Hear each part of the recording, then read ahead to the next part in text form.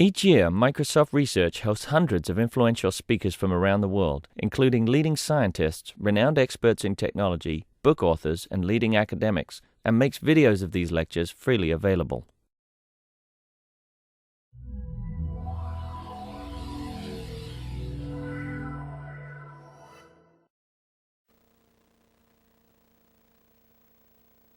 I'm pleased to introduce Suleiman.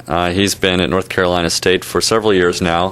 Prior to that, he was one of Brad Calder's students at UC San Diego. So he's done a variety of work in computer architecture, and today he'll be telling us about some work relating to CMPs. Thanks, Rich. Good morning, everyone. Thanks for coming. Today, I'm going to talk to you about some of our ongoing work at NC State, covering, as Rich mentioned, chip multiprocessors. And in essence, the focus is creating a friendlier environment for chip multiprocessor cores to cooperate so that they can execute programs more efficiently. And hence the title, Breaking the Ice Between the Cores.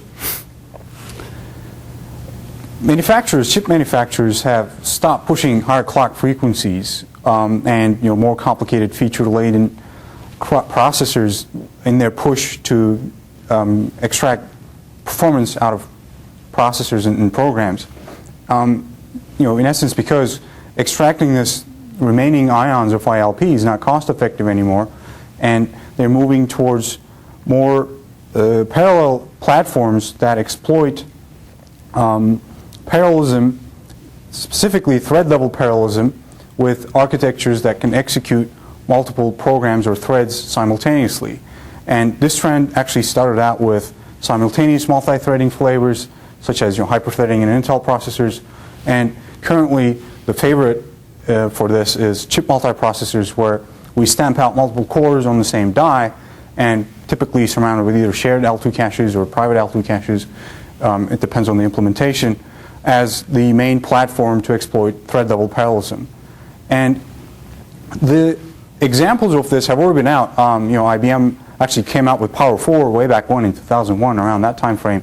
That was a dual-core processor. They already have, they're now at Power 5, which is a dual-core, each of which are two-way, simultaneously multi-threaded. AMD has dual cores. Intel has dual cores. As a matter of fact, Intel recently announced the release of Conroe, or Core Duo 2, as they call it, officially. Sun has one of the more aggressive ones in there, the Niagara, which has 8 cores, each of which are 4-way SMT. So you're talking about 32 thread contexts to execute programs there. It's quite a bit of threads. Now, the switch to CMPs comes with several pros and cons. On the plus side, we got simpler cores to make them more amenable to replicating on the die, which means manufacturing, design, and verification costs are low. On the other hand, when you have thread-level parallelism, it's a lot easier to exploit when compared to instruction-level parallelism. Because when you're talking about instruction-level parallelism, then you have to speculate, and then when you've misspeculated, you have to recover from this. So there's a whole slew of complications there. Whereas with thread-level parallelism, if you have multiple programs, just run them on multiple processors or multiple cores. So it's easy to exploit. And of course, one benefit of moving to less complicated architectures, or another benefit I should say, is having smaller structures, having shorter wires, so on and so forth, which positively impact cycle time, energy consumption, and as a result of that, thermal reliability. You don't run into the thermal envelope as often as the single-core Pentium 4s used to. And last but not least, having multiple cores lying around is actually the ideal platform to implement several optimizations that can make use of those cores by running several helper threads or speculative threads on behalf of the main thread to improve a specific aspect of the main thread. That may be performance, that may be reliability, security. So there may be several aspects of things that these helper threads, these speculative threads, can do on behalf of the main program when running on these idle cores that we have. I have a question about that. Yeah. Are you saying that this speculative multi-threading and helper threading, are these things that the programmer has additionally inserted these additional threads knowing that they're essentially free, or is it things that the chip adds? That's an interesting question because it could be actually both ways.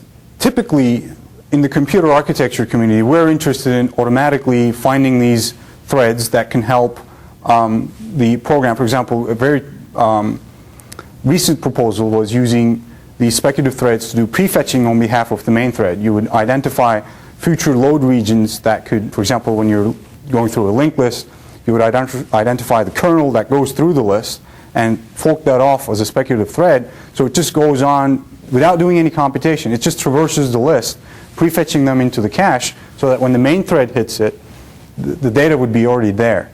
Okay. So, it could be both ways. At the beginning you said that speculation is bad when it comes to ILP. Now you say speculation is good when it comes to TLP. What's the difference? That's a very good point. When you're exploiting ILP, typically the speculation that you're doing is still running on the same core, meaning you have one processor, potentially you have a big window, instruction window, you're speculatively fetching instructions beyond branches, for example, and when you misspeculate, then you have to either throw all those out and redo down the correct path, and as I'm going to show later in the talk, there are certain instances where you don't actually have to throw away all that work. Some of it is useful. Some instructions will be executed regardless of what the branch did. So, in essence, you're throwing...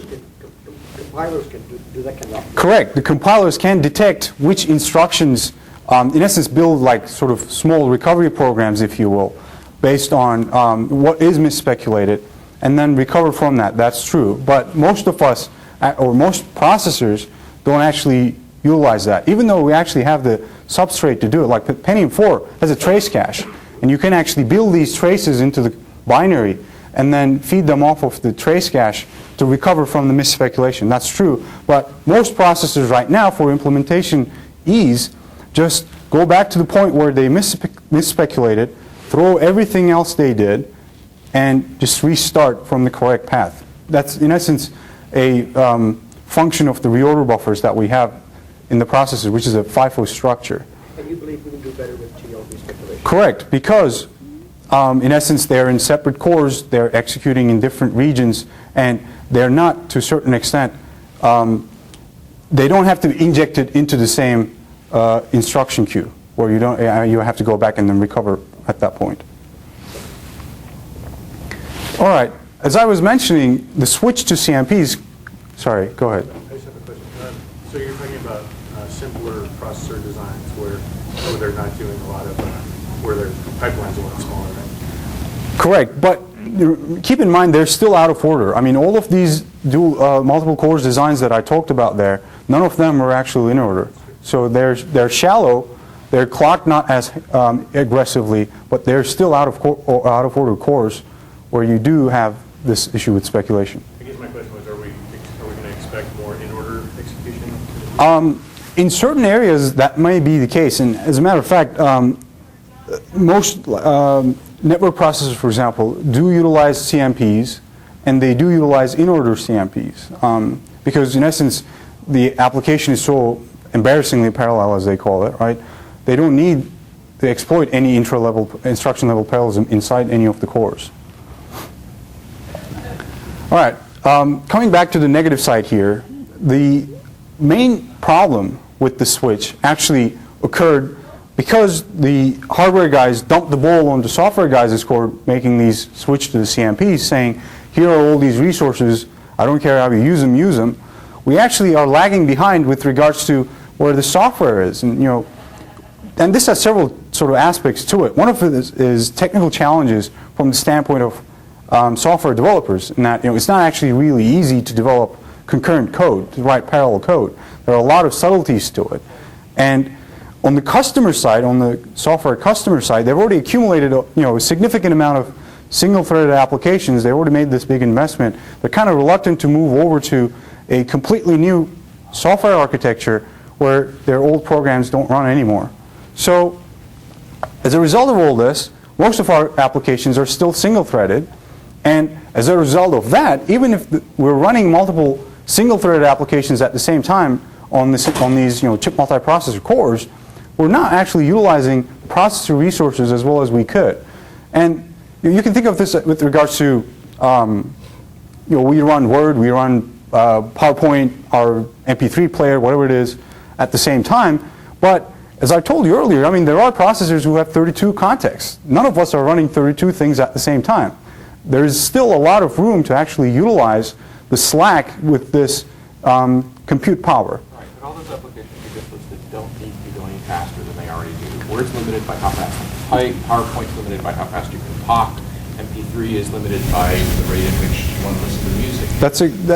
That's an interesting point. On the other hand, all of these CMP cores that are being shipped out right now are being shipped out on desktop processors, not necessarily server processors.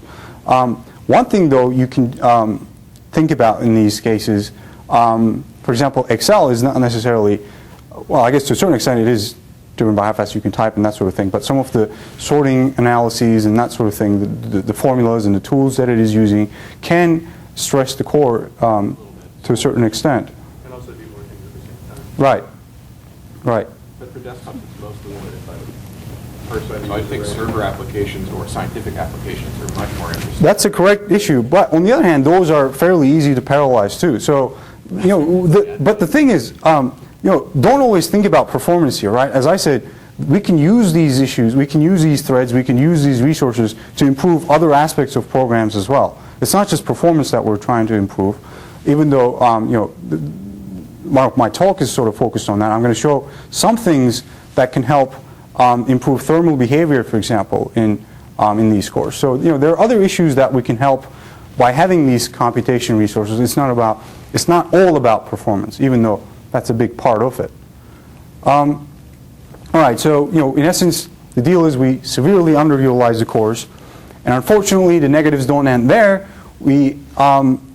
I mentioned we're going over to simpler cores, and even though that helps with certain physical characteristics of the devices, of the cores of the chips, that in turn actually comes back and hurts single-threaded performance, because now we have cores that cannot do as much as, say, a monolithic single-core processor used to do. So as a result, we're hurting single-threaded performance with these reduced complexity cores. And even though I've already mentioned, helper threads can help with this, we can utilize them to extract more performance out of it, the real issue actually comes down to the interconnection capabilities among these cores that we build. Because right now, if anything, most processors are only sharing an L2 cache. That's the only way the cores can communicate with one another. And that's too rigid and too limited to actually build some of the helper threading models that people already have proposed, let alone building future models on top of it. So what we're trying to promote here, what we're arguing for is, there you see the idea busting out of us, I guess, kind of busting out of jail, is having a two-pronged attack to fixing the issue with, number one, having simple cores that have very limited support for ILP when we're executing single-threaded applications, and then from the other angle, try to exploit what we call CMPs with linked execution, or simple model, where we add links between the cores to provide more diverse communication capabilities. So that, for example, if we wanted to, we can then use control flow independence, which is a phenomena of programs, to find independent regions that we can execute in parallel with what's currently being done, and then fork that off on an idle core. I'm going to talk about that in this latter second half of the talk. And the issue with designing such a processor then becomes, how do we minimize the amount of information that needs to be communicated between these cores? Because even though we have links, we don't want to oversubscribe their bandwidth with having to forward the whole register file, the whole load store dependencies between these cores to make sure that they're actually executing correctly while still being speculative. Okay, now that I've given you sort of the motivations behind the work and at a high level what we're trying to do, what the work does, let me give you an overview of the rest of the talk. The first thing I want to talk about is how we address the issue with having these simple cores hurting single-thread performance. And what we're going to look there is introduce some of the speculation structures that a more complicated monolithic core would have, but isolate them from the core such that it doesn't become a problem with regards to cycle time or energy, so on and so forth, as it is right now. Instead, move them off the core, still on the same die, but off the core, but share them so that we don't actually duplicate or replicate these resources with the same number as we have cores. In other words, let's say we have 4 cores, but instead we're going to have a single set of resources that are going to be shared among these 4 things, so that we're not only reducing the complexity of area by including these things, but also we're going to facilitate sharing to actually do some interesting optimizations among the cores. So that actually serves a dual purpose. And then I'm going to show you some results that supports the claim that I just made, that sharing is actually beneficial, not only in terms of area, but also in terms of performance. Then I'm going to move over to the next side of the talk, talking about how the simple framework provides these links, which facilitates parallelizing an application transparently from the user. So this is going to be completely done in the hardware, where we exploit the program's characteristic control flow independence, which in essence suggests a certain region of code being independent from a particular other region, a branch for example, where regardless of the direction of the branch, we will always execute that control independent region. And I'll show some performance potential results for that application. And finally, that will lead us to the conclusion and a brief discussion on future directions. Now, let's move over to factored multi-cores. And here, the idea is making the cores still simple, but provide some support for instruction level parallelism. And what we've observed here is there is already some resources that support connectivity between the cores, such as the shared L2 that are mentioned earlier. And what we're trying to do here then is widen the scope of sharing such that we introduce some instruction level parallelism structures, what I called latency hiding and speculation engines, and it'll become clear what I mean by those in a second. We'll have these on the core available to, on the die, sorry, available to the cores when they need it. And since we don't want to increase complexity unduly, we'll only have a few of these so that the cores will have to share them. And we'll have to manage the sharing then such that we have as little as possible destructive interference and as much as possible constructive sharing. And we're going to do this by looking at some of the structures and hierarchicalizing them, having small on-core components while having larger off-core components for capacity support, and while removing some completely off the core. And the resultant architecture will be the factored microcore architecture. Question? Yeah. I'm completely confused. Okay. You mentioned that I have a program that has 8 threads, and the threads in fact are all independent. Now, I understand how that works in an innate way, chip multiprocessor. In this kind of approach, it will work essentially the same way or rather differently in terms of... It will work exactly the same way. The sharing is transparent to how the threads run. It is managed at the hardware level. So it will run exactly in the same way. And it's not as though there's some function, there's something that'll run slower in that case. Potentially. There could be. Right. All right, so before we actually look at the microcore architecture, let me show you what a contemporary single core architecture packs under the hood to sort of indicate what our motivations were in the move to the microcore architecture. And in essence, if you picked any recent paper from the International Symposium on Computer Architecture and looked at the processor, what it provides, you'd see some of these structures, a fairly large branch predictor feeding into, again, a fairly large instruction cache with register renaming and reorder buffer to facilitate out-of-order execution and in-order commit, with a fairly large register file, typically separated into physical and logicals, and number of functional units, again, a large data cache supported by data prefetching, leading into a shared L2 cache, unified L2 cache between instruction and data caches, and sometimes a value predictor to help with exploiting as ILP from the cores or from the applications. And the point that I want to make here is And notice how some of these big structures, such as the branch predictor and the caches, so on and so forth, are exactly on the critical path of the processor, meaning it impacts the cycle time and it impacts the energy consumption of the processor tremendously, because these things are more or less accessed every single cycle. Now, when we move over to the factored sorry. I'm familiar with most of these components, but the value predictor, what's that again? Now, the value predictor is, let's put it this way.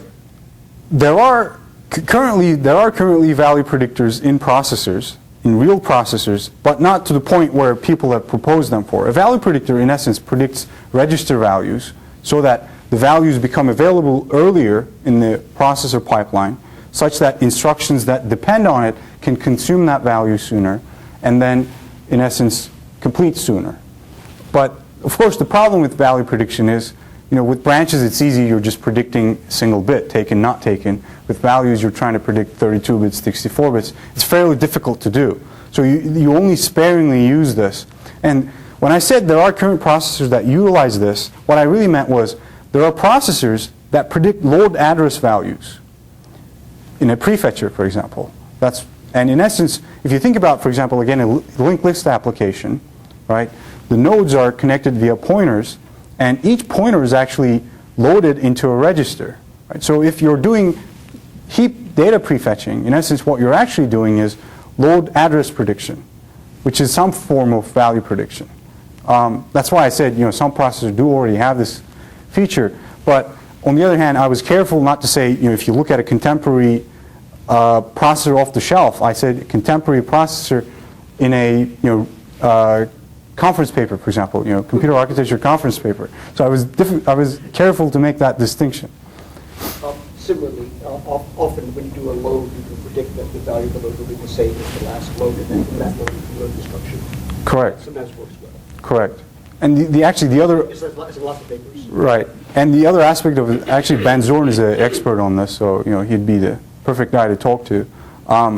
The other aspect of it is not just loads, but stores as well. They predict silent stores, which in essence keep writing the same value so that they avoid having to do it. My programs do that all the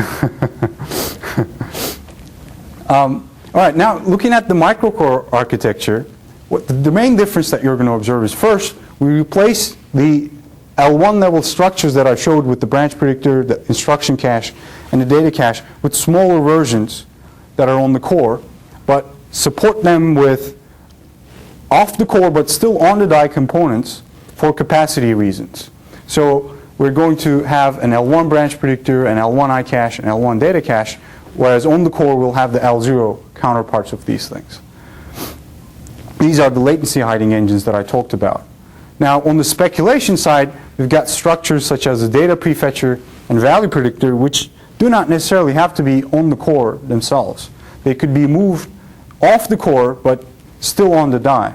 So in essence, then what remains within this dotted line is going to be what I call the microcore. So it's still a simple architecture, small enough structures, but if needed, they have support that they can utilize to extract different types of speculation. You got rid of the reorder buffer? What happened? That's a good question. The reorder buffer is still there. It's just that I didn't have right, exactly. And that's actually an interesting optimization. We did look at moving reorder buffer off the core as well. So in essence, the commit part of instruction execution as a helper engine, as a sort of an engine off the core, and utilize this to actually share that, as I'm going to talk about later, to facilitate some migration issues. It helps with migrating state from one processor or one core to another core, whether you're doing that for thermal reasons, one got really hot and you're trying to cool it down. It helps to have that state as a shared resource so that now the smaller on-core structures are just warmed up from the larger off-core structures. Now, how do these microcores help us with the problem that we had? Specifically, we were talking about single thread support not being adequate enough with simpler cores. The idea is still having simpler cores, but as I mentioned, we have support when threads need it. And our saving grace here is the fact that research has shown that applications or applications behavior changes over time when they're executing. And what we know is the resource requirements also change along with the application behavior. And we can then utilize some phase detection mechanisms to detect these behavior changes and then only support these behaviors with the resources that they need. In other words, what I'm trying to say there is we can dynamically tune which engines are assigned to which cores at any given point in time if we can analyze what the application actually needs and share the rest of the resources in such a way. And that ties in with the sharing part, where what we want to do is eliminate, one of the questions earlier was if we have 8 parallel threads, 8 of them will potentially share these engines, and we want to eliminate the destructive interference that this might bring by implementing allocation strategies that nurture constructive sharing but curb destructive sharing. And in essence, the other aspect of this that's important is it gives us visibility into all program state, not just shared instructions or data as if we're in the shared L2 cache, but also speculative data or metadata as I call it, that does not necessarily contribute to the output of the program, but it helps the program get there smoother. For example, predictor data is one such, or branch predictor data is one such metadata, or data prefetcher contents is another such data. So in essence, if one core could know what all the other cores are doing, if that core itself could run faster. Correct. Even if the operations are independent. Now, here you're shifting things off into these external units simply due to have a better use of the transistors. You're also going to use those for explicit communication among the programs, or this is all at the hardware level? We haven't thought about it using it explicitly for communication between program threads. So we're remaining at the hardware level here. All of this is invisible to the programmer. Correct. This is transparent to the programmer. Got it. So in the single thread support, I don't understand something about the phase specific behavior. Okay. Is that necessary, or is it sometimes necessary, or? Well, the point that I was trying to make there is, one might argue, compared to the monolithic case where you had private access to all of these resources, to all of these engines, in the shared case, now you won't be able to have that kind of exclusive access. So that can potentially have several issues. Capacity is one, right? You may oversubscribe to capacity. Bandwidth is another issue. If somebody else is using the ports, you cannot obviously use the ports. So you may lose opportunity to use the resource to benefit from it. So isn't statistical multiplexing just generally, often intuitively we believe it works, then we go and check and then it doesn't work? Well, the issue is this shows that it does work. I guess it just supports intuition in that there could be some corner cases. What I'm trying to say is there could be some corner cases where you end up hurting performance, whereas with having a mechanism like this that monitors it, then you can avoid hurting performance. You can avoid the destructive sharing issue. Okay, so the dynamic tuning is to avoid these corner cases where the statistical multiplexing wasn't a net benefit. Correct. Okay. All right. Now let's move over to the supporting data that shows how these things work. And actually, before moving on, there are several things that I need to show that this is feasible. And I outlined them over here. One of these that I need to show is, as we've already talked about, that I do not oversubscribe these engines, that I do not put more cores than the engine can support. And the second thing I need to show that since when I'm sharing, there need to be arbitration issues, as I talked about, there may not be ports available to do all of these things at the same time.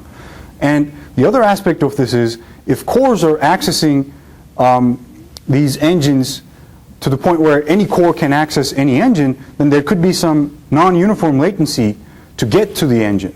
So I have to resolve that issue with regards to, okay, if the access time is longer than what I assumed it was, is that going to hurt performance? Is that going to hurt how much benefit I get from these resources? So I'm going to show that that indeed is not the case. And finally, compare the performance of having these shared resources to having all private resources and see that they're actually comparable. Okay. We performed our study using a detailed timing level simulator, simple scaler, and modifying it to support chip multiprocessing. And we picked 11 benchmarks from the Spec 2000 benchmark suite. And in essence, we simulated not the complete benchmark, but phases of this as determined by, or dominant phases of this, the 4 most dominant phases, as determined by the SimPoint tool. And Brad is the expert on that if you want to ask questions. In essence, the point of this is to identify regions of code that are representative of the whole program execution, such that by picking several windows of execution, you actually can cover a bigger chunk of the whole program execution because they show similarities. And with these 4 phases, we cover, on average, about 70% of the whole program's execution. So it's very representative. The machine that we're modeling, as I mentioned, is a fairly aggressive out-of-order processor, 4-way issue, 4-way decode, commit, etc. And what we have on the right-hand column here are the latency and speculation engines. And these would be the things that are off the core but still on the die. And for example, we have a 64 kilobyte data cache, 64 kilobyte instruction cache, so on and so forth. While on the left column, we have the on-core components for structures that are hierarchical, such as the branch target buffer, the instruction cache, and the data cache.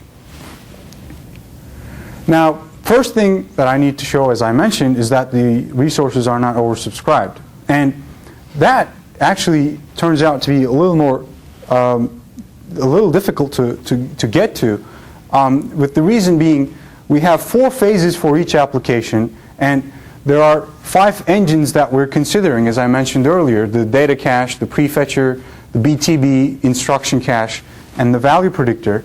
And with these 5 engines, there could be 32 different combinations that a particular program phase might have access to. So in other words, it could have access to none of these engines, or it could have access to all of these engines and all the different combinations in between. So to actually figure out which ones are really needed, we did a brute force search of all those 32 different combinations for all of the program phases. And when we then plotted the minimum number of engines that are needed to remain within 5% of the speed up that you get from having all of the engines. So in this figure, the last 2 columns show the speed up with respect to having all of the engines or having none of the engines. And as I mentioned earlier, the point that we're trying to find here, the goal of this, is to figure out which engines are needed to sustain as much performance as possible, but with the minimum number of engines actually enabled or activated. And for example, if you look at APPLU's first phase there, for that phase, by only having the prefetcher turned on, you get within 4% of the performance of having them all. So by actually, for the first phase of APPLU then, I don't need the remaining engines. And by looking at this then, we can actually make 2 conclusions. We can make 2 observations here. The first observation is that there is no one single configuration that fits all of the applications, or that fits all of the applications equally well. In other words, the demands of the applications in their phases vary as they execute. And the other thing that we can see here is the fact that not all application phases require all of the engines at the same time. There is opportunity to, as we were mentioning earlier, to share these resources. There's slack to multiplex. I thought I understood your chart, but I'm not sure I do. Okay. Let me try to. The minus equal to 0% is confusing. Well, the one that I'm looking at is APSI number 2, wherein you don't have any of the LSEs used, but you say that it's 2% faster than not what I thought meant not using any of the LSEs. Yeah, that doesn't make any sense. Well, the point, when you don't have any of the resources, what you don't have are the L1 level things, and you don't have like the data prefetcher or the value predictor. Whereas when you are talking about not having access to them, you can still, let's see, how did it work? Boom, boom, boom, boom, boom. I think you still had in one case you still had the encore parts, the smaller resources, whereas in the other case you did not have them. So in essence, like, it was comparing monolithic versus having all resources in the microcore case. So there was a difference with having. Remember, in the monolithic, all the resources are on the core. Like, you have a 64 kilobyte data cache or instruction cache on the core. Whereas on the microcore, there's actually a smaller component backed up by a larger, off-core part. So in essence, the microcore has a little bit of an advantage in that when all the resources are used, when compared to the monolithic case, because it still has the smaller on-core part to satisfy some of the demands. And I think that 2% thing is coming from that. There's a discrepancy between, am I using the monolithic versus the microcore with all the private engines?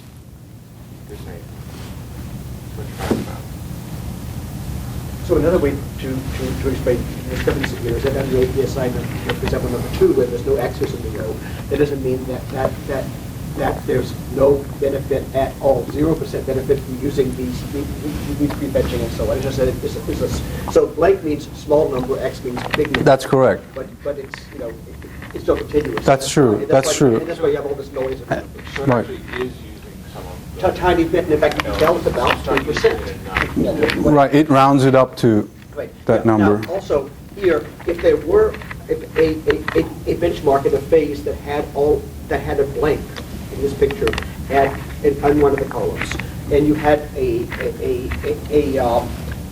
more normal chip or a more normal core, just doing that, you could just turn that unit off during that period during that phase, presumably. Correct. Phases last a long while. Correct. And therefore, you could get no slowdown or very small slowdown or whatever, based up with potentially a large. which is what I thought this chart was recording, but it's not. But the issue there is, if you then have multiple cores with all of these resources as part of the core, right? Then you have the area overhead. You are getting hit by including all of these. Correct. Exactly. Exactly. Anyway, so again, the point here is we can multiplex the engines among multiple phases if we have the ability to detect them. All right, so that was the first thing on my chart that we need to show. Sure. I'll try to stop being annoying. Okay. One can make the same argument, saying that there are some things that don't use floating point, therefore moving floating point off the chip would be a really good idea. I'm sorry, off the core would be a really good idea, because then you'll be able to have fewer floating point units. Why doesn't it just apply to that also? It does. It's just that that wasn't one of the things that came to our minds, and but that's a very good point. I mean, there are other things that actually make sense with regards to moving off chip. Presumably your latency is also increasing, and so this is not necessarily Right. I mean, we're going to talk about the latency issue in a bit, and we'll see that it is critical in certain cases and not critical in others. Okay. The next thing we're going to look at is how does the arbitration required by sharing and how does the non-uniform access latency, because of having the access to any core from any or to any engine, affects the performance potential of these LSEs. And what we're going to plot here is, going back to the grid that I showed you earlier, determine which applications benefit from a particular engine. And for example, we saw that APPLU's first phase benefited from the prefetcher. So for that phase, we want the prefetcher on. And what we're going to do is we're going to vary the latency of the prefetcher, access to the prefetcher, from 1 cycle, which is the left side of each part, all the way up to 25 cycles, and see how the application's performance varies, and then average this for all the applications that see a benefit from that particular engine. Okay? So in this case, this is not really sharing yet. In this instance, everybody has private access to each one of these. And as you can see, for the most part, the engine's efficiency goes down by about half a percentage point with each added cycle of latency. The exception to this is the branch predictor, where some applications actually see a severe degradation from the increased latency. But for the most part, even that is limited to about 1% IPC degradation per added cycle. So it's still manageable. It's not that bad. And when you look at something like the prefetcher, on the other hand, it sees almost no degradation at all. And that's fairly intuitive, because what the prefetcher is trying to hide is the memory latency, which is on the order of hundreds of cycles. Even though you're talking about a 25-cycle access latency in the worst scenario here, it's still not that bad when compared to the memory latency. So you see almost no degradation at all. So from this, we can conclude that this variable latency that will undoubtedly be an issue with sharing is not really an issue.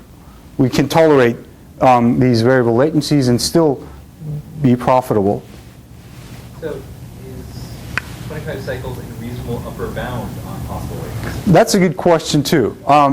What is reasonable in that, in the earlier part of the talk, I actually showed data with regards to what our assumed access latencies were to these engines, and we actually determined that via using cache analysis and timing tools such as Cacti, which in essence for a particular implementation size give you the access latency for a particular size structure, as well as its area, so on and so forth.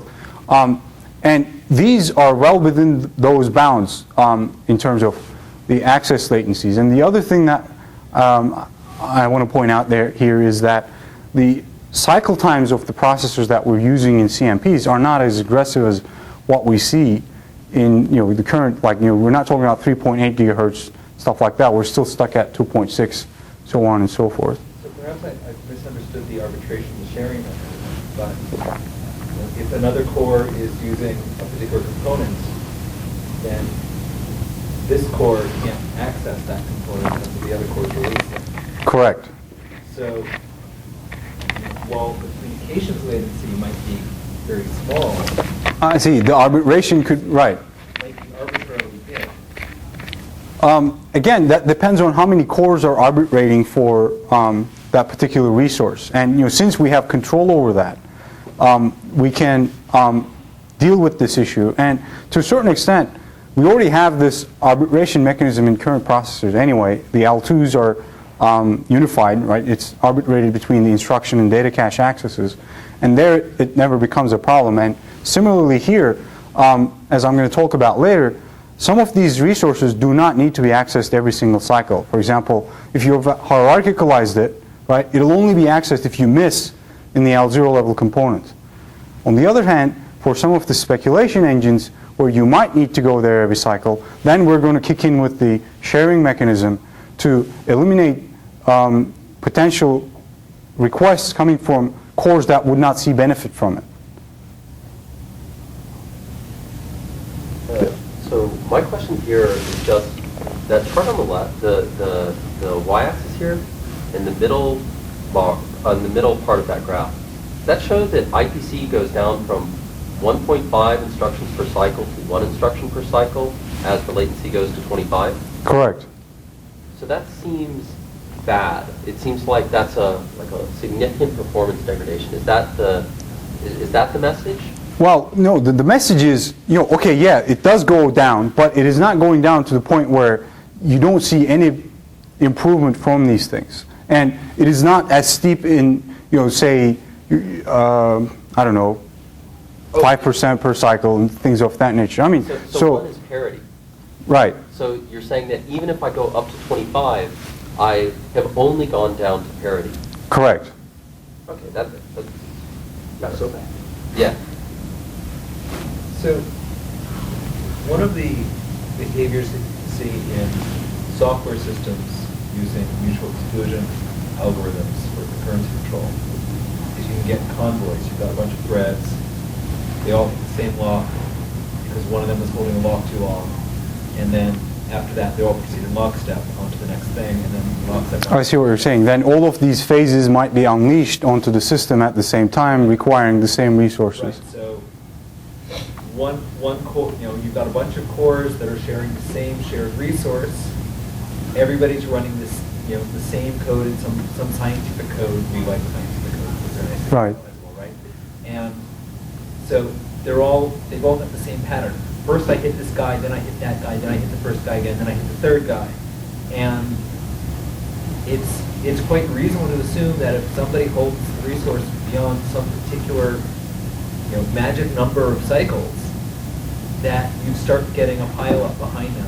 You'd start getting convoys, and your scaling goes to hell. That's correct. And as I'm going to talk about when I get into sharing, we do have mechanisms that recognize heavy usage among threads for a particular resource and try to exclusively assign those to that resource. In other words, if I have two of these engines, for example, I will give one of the engines to one core, the other of the engines to the other core, and the others will not be able to use the cores. So I will exclusively assign in that case to sort of eliminate the destructive interference you're describing there in that case. So we'll have different policies. Get the benefit, and the rest. Right, then it becomes a fairness issue, correct. Then you have to determine how you can cycle around to still maintain fairness and give the illusion of benefit. That is true. But that is within the realm of the mechanism to detect it and work around it. But that would break up the convoy by picking a couple of them and speeding them ahead of everybody else. That's true. That's true. Did that answer your question? Okay. At least reasonably well. All right. So the engines are latency tolerant. We can tolerate some amount of latency there. And the next thing that we're going to look at is how does sharing actually influence performance. And here there are plenty of design decisions that one needs to make. And with the core set of results that I'm going to show you, there are three main configurations. There's one configuration where all the cores have private access to all of the resources, all of the engines. So they have private copies. The second configuration is going to use this intelligent sharing of resources. And there are two implementations of that. One, which prior work has shown to be effective by looking at alternating between the cores and accessing a shared resource. So you're doing round robin. And this particular work actually only looked at sharing the data cache, like we do, an L1 data cache helper, L1 data cache latency hiding engine, and sharing that among adjacent cores. You might have heard of it called conjoined cores by Kumar et al. In Micro 2004. What we're going to do here is actually expand that notion to cover all of the engines we're considering, as well as proposing a novel usage counter-guided sharing mechanism that will try to determine which phases benefit from a particular engine and then assign the engine to that core for that particular phase. And this we actually presented in ICCD last year. Now, one thing I mentioned is there are a lot of design decisions that we need to make in our evaluation, such as how many cores are we going to simulate, how many engines are we going to have of each type, how are they going to be connected, what is going to be the layout like, so on and so forth. So there are a lot of parameters here. And to make the analysis tractable, we made certain design decisions where we said, okay, we're going to have 4 cores, and we'll have 2 flavors of those 4 cores, where in one case we will share only one set of engines, so we'll have 1 of each, and in another case we'll have 2 of each to see if we can actually mix and match some of the heavy usage cases that we were talking about a little earlier. Here's the floor plan that we're modeling with the 2 engine setup, and you have 4 cores, as I mentioned, shared by the surrounded by the L2, and you have 2 sets of each of the LSEs.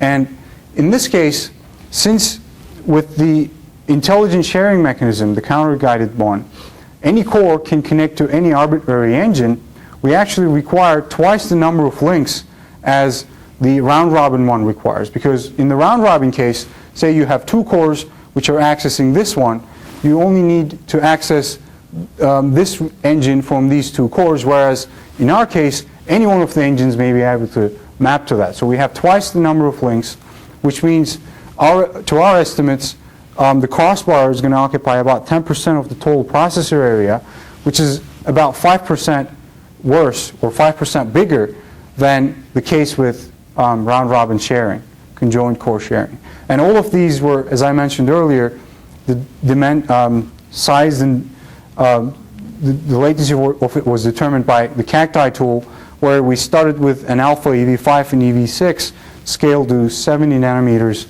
as a baseline and scaled that to our design. Just to briefly recap what we're doing with counter-guided sharing here, we take the phase phenomena that I mentioned earlier and utilize usage counters for each of the helpers, or for each of these engines.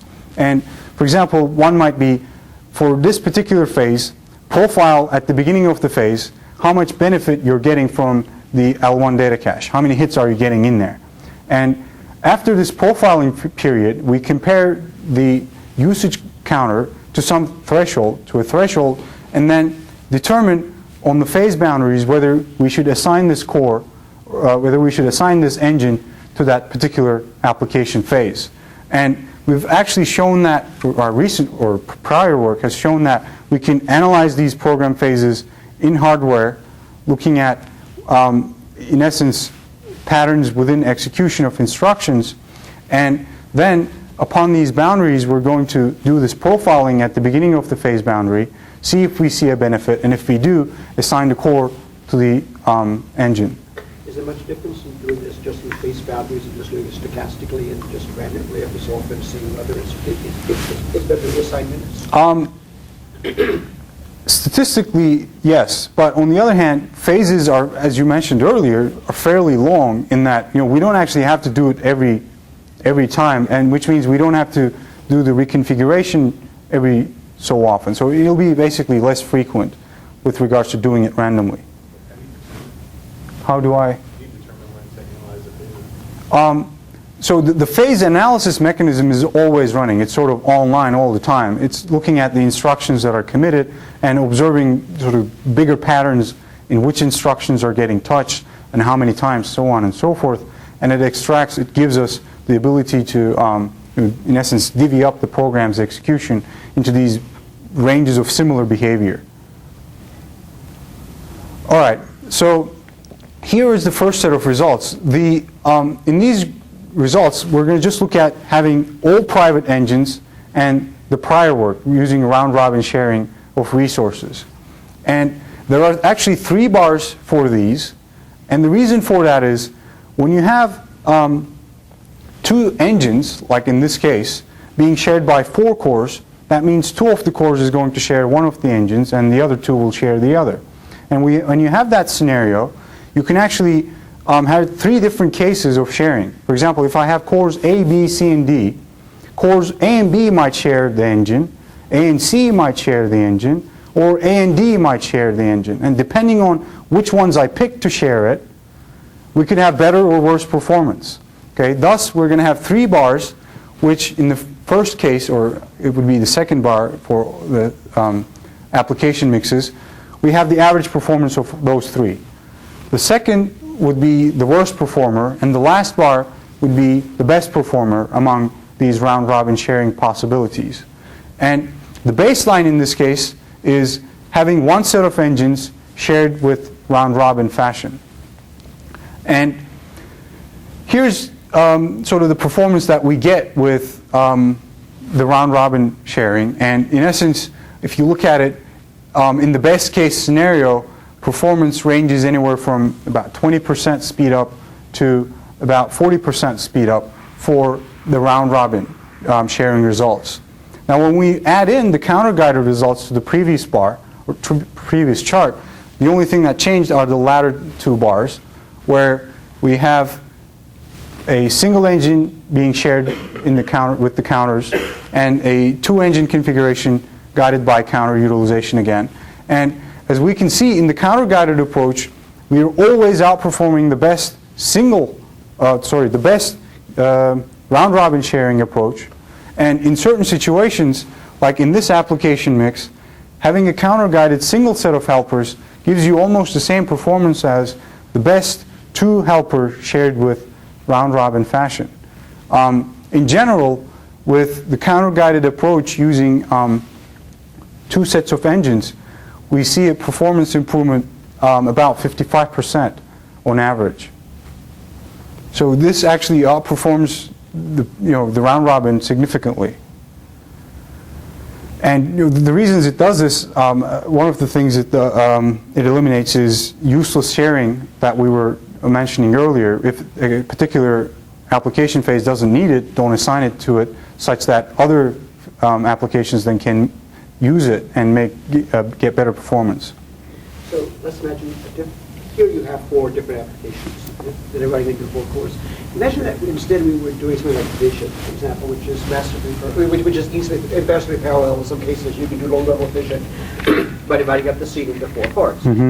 All the 4 programs are statistically identical, and they're all in fact at the same phase at the same time. Let's imagine. Okay. In that case, you might see a higher penalty, right? Because you're not getting any statistical advantage here from the phases, like spreading of uses of, right.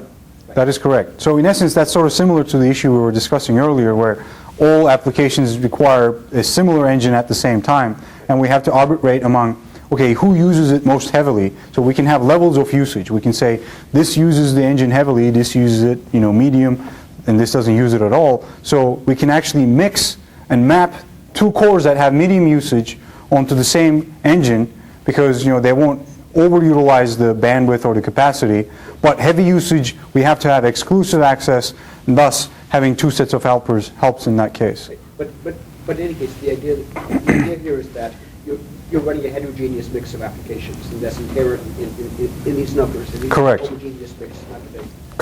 Correct. I mean, when we pick these mixes of applications, we did it randomly in that there are cases here where all 4 applications need a particular engine at the same time.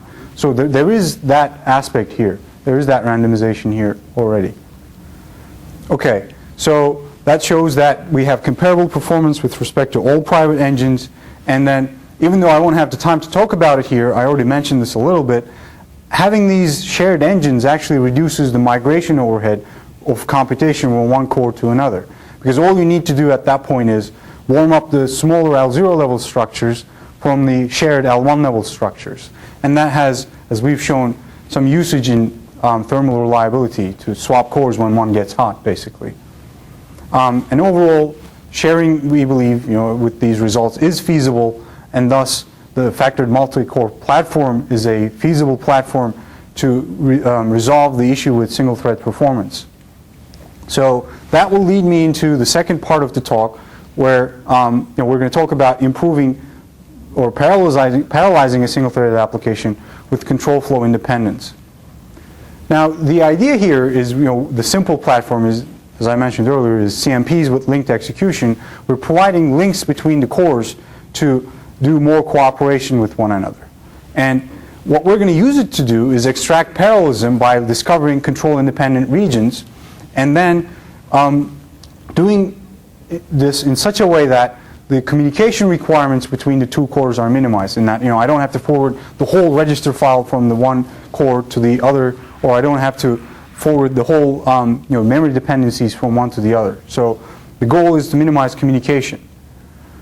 What is control independence? Well, control independence is a property of programs which says, with respect to a given branch, there is a certain region of code that is going to be executed regardless of the direction that the branch took. So in this control flow graph, here is our branch. There are 2 split paths, one taken, one not taken. And after some point, these paths merge. This point would be the reconvergence point, and any instruction after the reconvergence point is going to be executed regardless of which way the branch went. That's the notion of control independence. It's actually a natural phenomenon to exploit parallelism this way, because we know this is going to be executed regardless of the direction the branch took. The point is, how do we facilitate the live-ins coming from the branch region and the control-dependent region of the branch into the control-independent region of the branch? Specifically, if you look at this example, register R5 is first being defined in the branch region with physical register 11, And eventually, we predict the path, go down this path, and redefine R5 to physical register 23. Now, at this point then, this instruction, which uses R5, is going to use physical register 23. But if that was the mispredicted path, and we have to undo this and execute the control-dependent region, the correct path this time, which does not have a definition of R5, we have to fix that use back to P11, the original definition, which means this instruction, which is control-independent but data-dependent on the branch region, will have to be re-executed. And the point of making this work then is figuring out which instructions will have to be re-executed in this fashion and recovered, while, as you might notice, the instructions that are control-independent and data-independent, like the first two and the last instruction in this case, can be executed without having to worry about a speculation issue. In particular, if the control-independent and data-independent, they just be hoisted into the first base block, the top, right? Or in many cases. Right, in many cases, correct. But the problem is if you have that big of a window to recognize this issue. I mean, you can do it in the compiler, of course. I mean, the compiler sees it all. And I'm actually going to talk about well, actually, I won't have time to get into that, but there are issues where you can actually build these. You mentioned earlier, you can find these in the compiler. You can build these instruction sort of recovery traces and then save them in the compiler so that when you run into the misspeculation, you can immediately load it from there without having to dynamically determine what should I re-execute, what should I not re-execute. In any case, here you're looking at things that are control independent and data independent. Well, we're looking at just control independence. We're going to deal with the data dependence issues in hardware. We're going to have to deal with that. So the model we're going to exploit here, here's a simple model with two cores, where the blue core is going to be executing the main program, and the yellow one is idle at this point. And what we're going to do is either with a optimization thread or with hardware prediction, find the control independent regions in the control flow graph. And in addition to this, since we have this data dependency issue, we're going to look at which registers do not change their values. So in essence, we're going to predict input invariance. From the branch region and the control dependent region, which instructions maintain their values into the control independent region. This enables us to do more instructions, execute more instructions than we were able to if we only focused on control independent and data independent. So this is exploiting more parallelism for us. Now, when we hit that branch that we analyzed next time around, we're going to fork the control flow independent region on the second core, and we're going to buffer its results into this pre-executed instruction buffer. And once the main program reaches the reconvergence point, it's going to start querying the pre-executed buffer as well as its instruction cache looking for instructions. And on a hit in the pre-executed instruction buffer, they will come from there, and if they were correctly speculated, they will immediately go to retirement without having to go through the execute pipeline. So the point of this is to, in essence, avoid the execution of control independent and data independent instructions, again, in the main core. Now, how does this work? As I mentioned in the slides, very high level, we can have a parallelizing thread running on an idle core, analyzing the control flow graph, extracting control flow independent regions, and we then prune these control flow independent region candidates. There are multiple reconvergence points with regards to any given branch.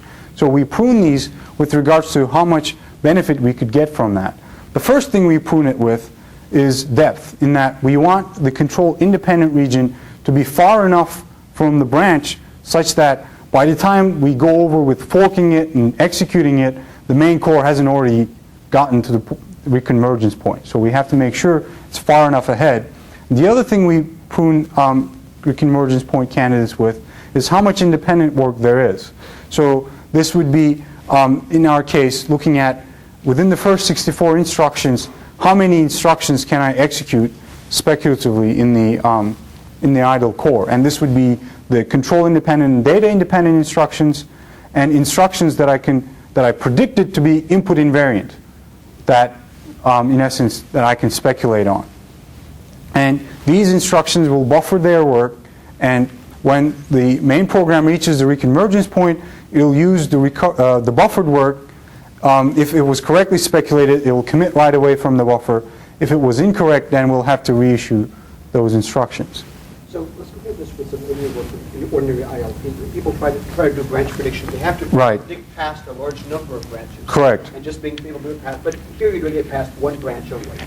Not necessarily. I mean, as I said, this does not necessarily mean that it is the next branch. It is the immediate reconvergence point that I'm using, because the branch might have multiple reconvergence points. Okay. So, but there's one thread that you're doing. Right, correct, at a time. Right, correct. The issue there is, though, in a single processor, you have to have fairly large instruction window to support such a speculative execution. In other words, you have to, like, run-ahead execution is one model that has been proposed, where you speculatively go across multiple branch mispredictions with the hopes that this will prefetch data into your caches and things of that nature. But the point is, all of that is in the same pipeline. So you have to have support to recover from that complex, fairly large misspeculation, which in most cases, to save some of the work, they try to do with selective replay, which have been shown to be a lot more complicated than just squashing it and redoing it. Now, I've talked about data dependencies and control dependencies, but I've not talked about memory dependencies, which actually turns out to be the critical issue. The straightforward way of dealing with this is just saying we're going to reissue every single load and store instruction in the main core. In other words, the idle thread, the speculative thread, will not touch these. And of course, if you do that, you're actually losing on two fronts. Number one, you're losing the opportunity to do some work by executing these. Number two, you lose the opportunity to prefetch data earlier into the caches in the speculative thread, so when the main thread hits it, it'll potentially miss and incur the full latency. But it turns out we can actually track these dependencies in hardware to a certain extent by keeping a map of touch blocks within the speculative region, and then once we hit the reconvergence point, reconcile those touch regions with what the main program did and see if there were any misspeculations with regards to, for example, the speculative region using a particular block, which was then written by the main thread region, hence creating a incorrect load store forwarding issue. And here is when a shared store set predictor, which is a memory dependence predictor, can actually help this problem to a certain extent by eliminating some of the false dependencies. It could resolve, you don't actually depend on that load, go ahead and execute it. So it could come in handy, going back, tying it with the shared engines. You can actually use a store set predictor, for example, very usefully in this scenario. One thing actually we realized once we designed this model, though, is the reconciliation upon convergence points is a lot similar to the support that we provide for unbounded transactional execution. And what I mean by that is transactions, by the time they meet, you either commit the transaction or abort the transaction, and we have a very similar feature here where upon reconvergence, either there is a misspeculation, so you have to redo the speculative thread, or they were fine and you can commit it right away. So this notion actually ties in very well with the transaction concept, and we're going to investigate using these transactions as a means of supporting memory dependencies across the control-dependent and control-independent regions. In essence, it would involve surrounding the main thread with a transaction begin and transaction end, and the control-independent region with a transaction begin and transaction end. And when they merge, you'll figure out whether they need to abort or whether they need to commit. So this ties in very nicely with the transaction notion. Now, quickly looking at the potential provided by this parallelization technique, the first thing we're going to look at is what percentage of instructions actually come from the buffer. And each bar here is going to be divided into two regions, where the blue part is the already pre-executed part, the part that I can commit right away. And the top bar which is work that I have fetched, but I have not been able to successfully either execute in the speculative thread, or because I misspeculated, I'll have to redo it in the main thread. But still, that you can see benefits in that case, for for example, having to fetch and decode the instructions, because in a CISC processor, or externally CISC, internally RISC processor, like most x86s are, even going through the decode stage actually saves you a lot of cycles and energy. So this top bar can have benefits. But on average, we can see anywhere from like 12% to 22% of instructions can come from these buffers, work that we've already done. And if you look at the number of instructions per speculative thread, we see a big variance among these applications we looked at. For APPLU, for example, you can have about 140 instructions in each of these control independent threads that you find. Whereas in GCC and T-Wolf, that number is around 20, fairly small number. But when you turn it around and actually look at the number of threads that you fork every so often, so in this case, we're looking at a 1,000 instruction window, big programs with big speculative thread regions have only a few, like APPLU and Vertex have about 1.5 every 1,000 instructions. So more like they have 3 speculations every 2,000, something like that. Whereas GCC and T-Wolf, anywhere from 6 to 9 speculations every 1,000. So all in all, it flattens out more or less with regards to how much work you're getting from the buffers. And on top of this, the amount of misspeculation is surprisingly low, misspeculation due to input invariance mispredictions. It tops out at about 6% for APPLU. So if we solve the load issue, the memory dependence issue, there's actually a lot more potential here to get benefit from parallel execution. All right, that leads me to the conclusion. I mentioned that CMPs are already here. We've examples of it for almost 5 years now, and they're here to stay for the near future.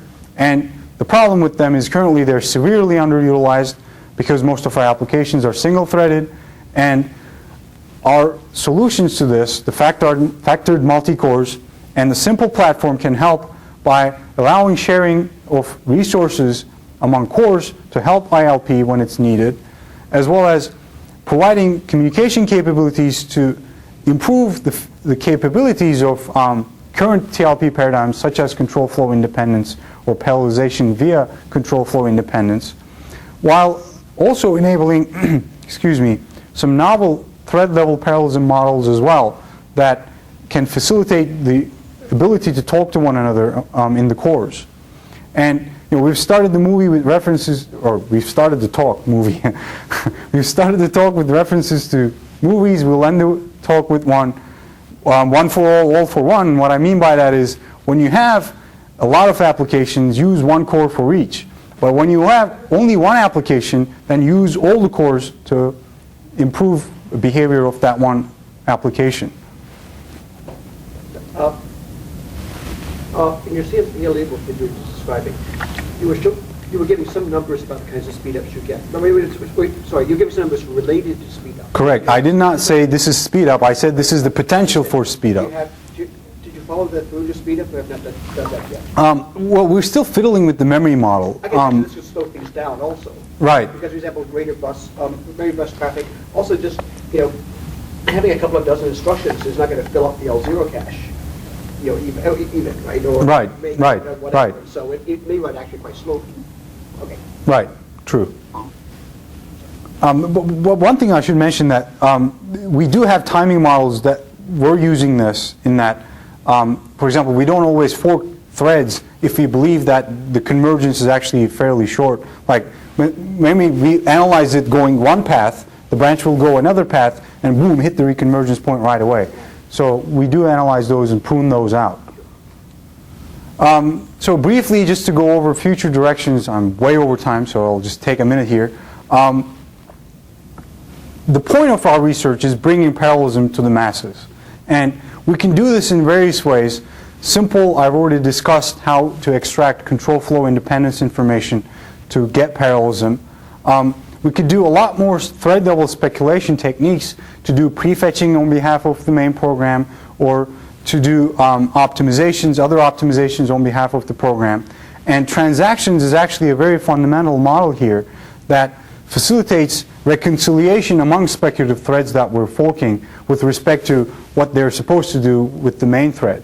So it's a very nice platform to extract parallelism out of, and I'm sure we're going to see more and more uses of transaction-related techniques in the future. The other thing that we can actually do with the simple platform is having using all these cores that are at our disposal to extract or to have real-time access to a program's data, such that via a shared, for example, shared profiler engine, we could access the program's data in real time from an optimizer thread, such as a CLR, and then we could then convey this type-rich information down to the hardware level so that we could do intelligent prefetching mechanisms, or in a garbage collected environment, for example, we could determine some objects should be cached, some should not be cached. So there are a lot of uses that one could get from these other types of shared engines in a CMP environment. That's all I have for today. Thanks for coming, and I'll be happy to answer any more questions that you have. Here's my contact information if I won't see you today. And actually, if all works out, you may sometime in the near future come to my office and ask questions too.